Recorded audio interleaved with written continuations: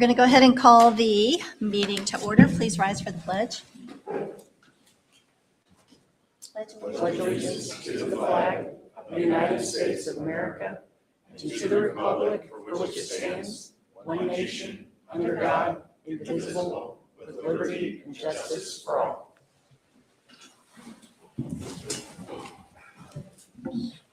Julie, roll call, please. Robert Pope. Bill Holland. Present. Greg Zuzan. Present. Don Loudon. Present. Jason Puckett. Present. Great, we have a quorum. Next on the agenda is the Arbor Day proclamation. Julie, are you reading that? Yes. So today we come before you with an Arbor Day proclamation. Whereas in 1872, J. Sterling Morton proposed to the Nebraska State Board of Agriculture that a special day be set aside for the planting of trees. And whereas the holiday called Arbor Day was first observed with the planting of more than 1 million trees in Nebraska, whereas trees can reduce erosion of our precious soil, topsoil, wind, and water, lowering our heating and cooling costs, moderate the temperature, clean the air, as well as produce oxygen and provide habitat for wildlife. Whereas the trees are a renewable resource, giving us paper, wood for our homes, fuel for our fires, and countless other wood products. And whereas the trees in our town increase property values, enhance economic vitality of business areas, and beautify our community. Whereas trees, wherever they are planted, are a great source of joy and spiritual renewal.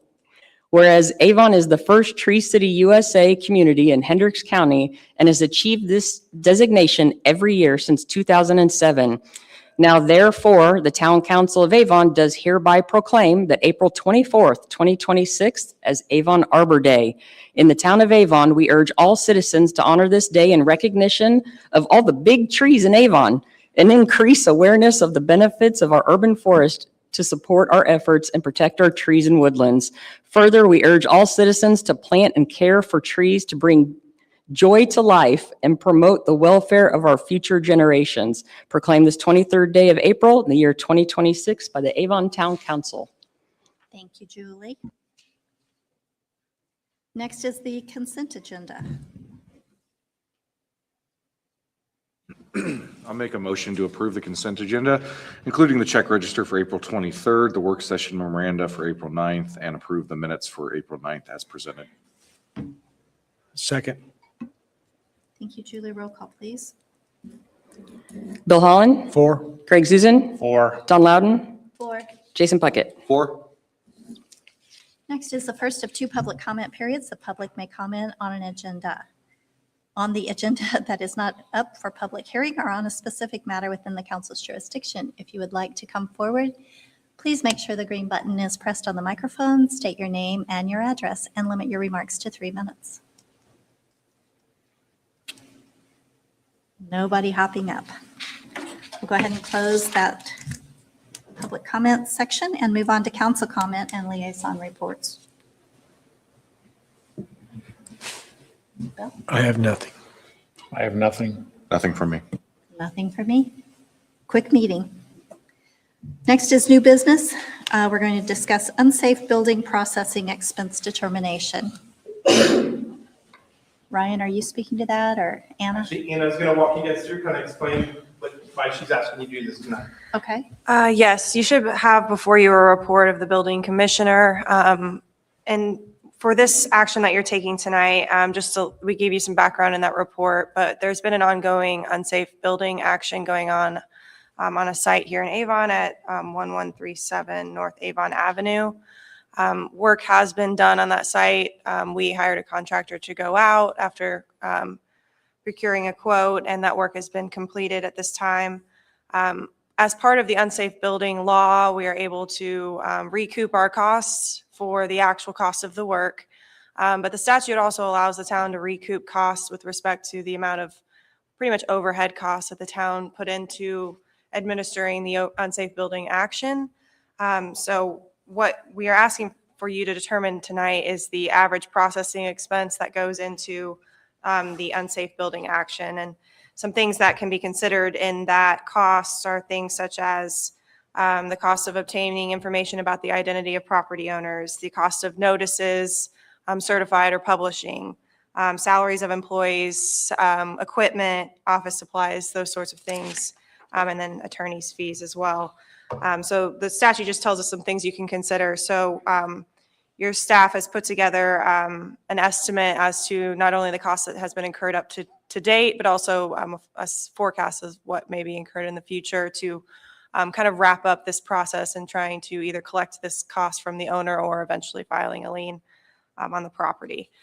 So you'll see here that we've put together the salaries, employees, the cost of notices, and as well as legal fees. We round it to an even multiple of 10. So that's $5,000 or $5,080. So for this process, you would open a public hearing so that if anyone wanted to speak on this matter, they would be able to. Notice has been provided to the property owner, not only by certified mail, but also published in the newspaper. So if they wished to speak to this action, they could do so, or anyone else as well.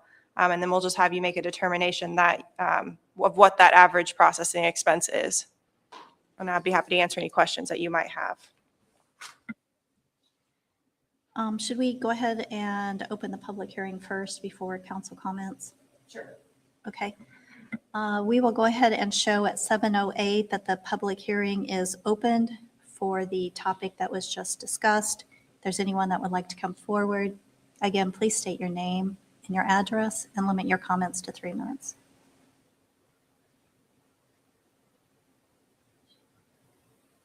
No one coming forward, so we will go ahead and close public hearing at 7:08 as well.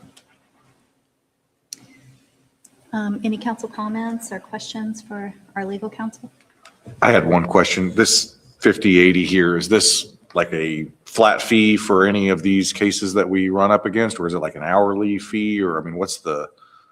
Yeah, so the statute says that it's just a reasonable forecast for a typical unsafe building case, but we haven't had one of these in so long that we just took the costs that we spent here to come up with this number.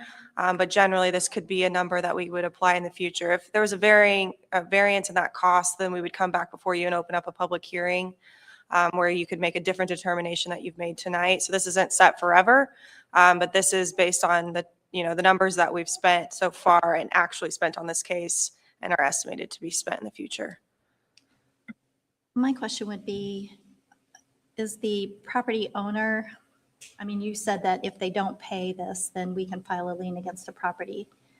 Are we anticipating that they will pay? Are we anticipating that they're going to keep the property up so that it's not a nuisance property from here forward? Or what's been the conversations? Yes, there were conversations. This has been going on for, I think, 1.5 to 2 years. So this has been an ongoing issue. There have been conversations. I know that Drew's here tonight, but he had conversations with the property owner and their attorney, but we just weren't able to get any movement. So that's what led us to this unsafe building action in the first place, is because we weren't able to get compliance. So throughout this process, they've received notices to correct, notices that we were getting a quote for the property, notice that we were doing the property, and we haven't had much reaction to that. So it's our expectation that we will send them notice of this reasonable cost as well as the cost of the work, inform them that they can either pay that or we'll file a lien on the property. So it would be my expectation, unless we get communication from them after the statutory waiting period, that a lien will be filed on the property. And this is just the processing expense, not the cost of what other action we've had to take. Exactly. The actual cost of the contractor will be placed on the lien, and then there's also a pending emergency action that there was costs associated with that as well, which will also be liened. We will be going before the Plan Commission to make determinations with regards to that emergency action. So that's still on hold for now.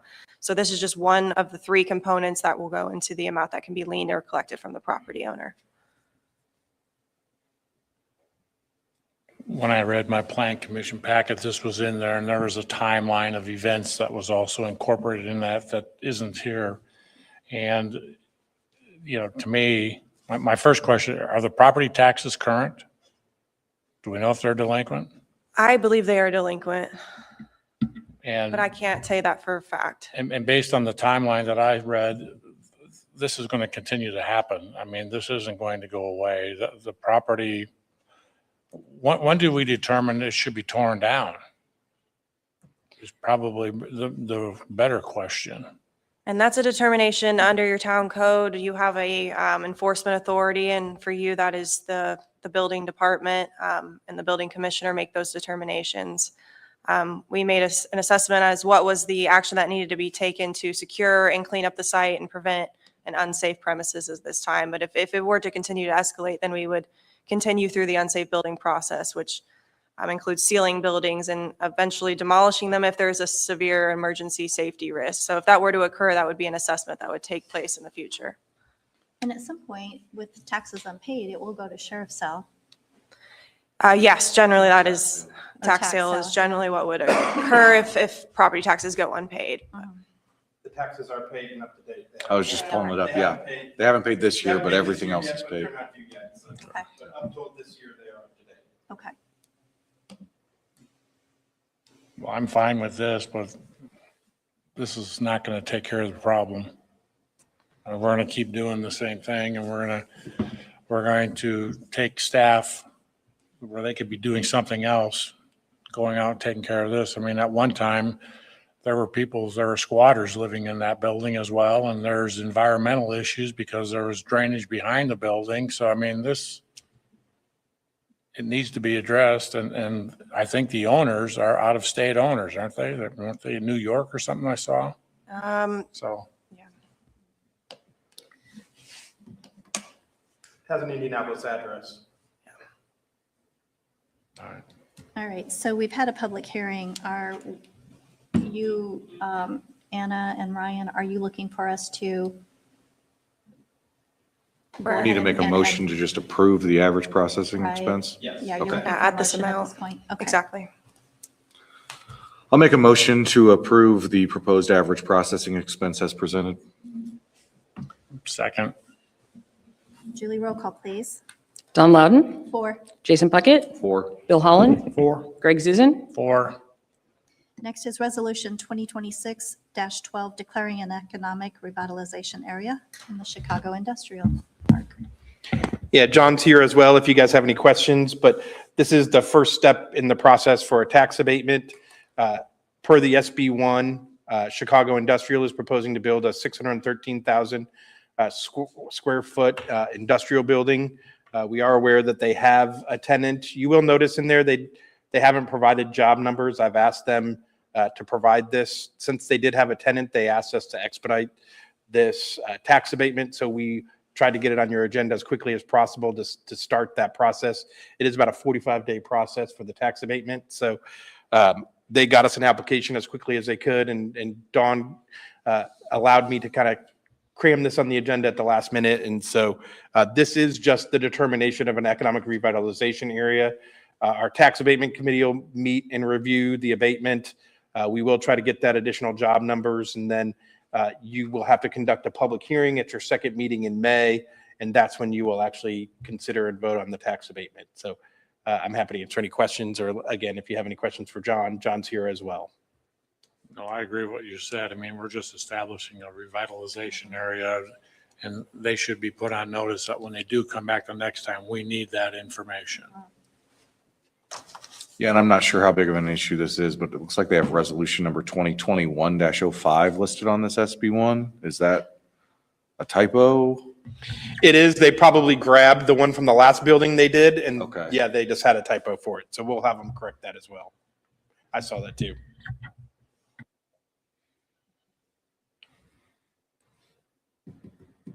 If no more discussion, we'll entertain a motion. I make a motion to approve Resolution 2026-12, declaring an economic revitalization area, Chicago Industrial, as presented. Second. Thank you. Julie, roll call, please. Bill Holland, 4.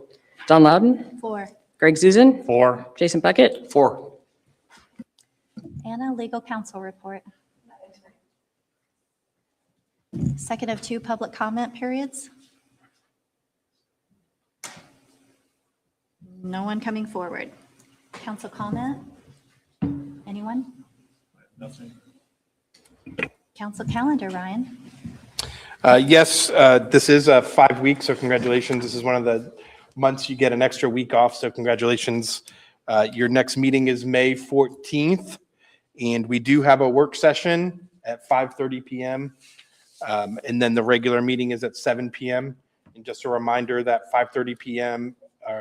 work session. NDOT is going to be here to talk about the 36 projects. So if you guys can be here, please be here because it's a big issue for the community. So that's all I've got. Meeting adjourned.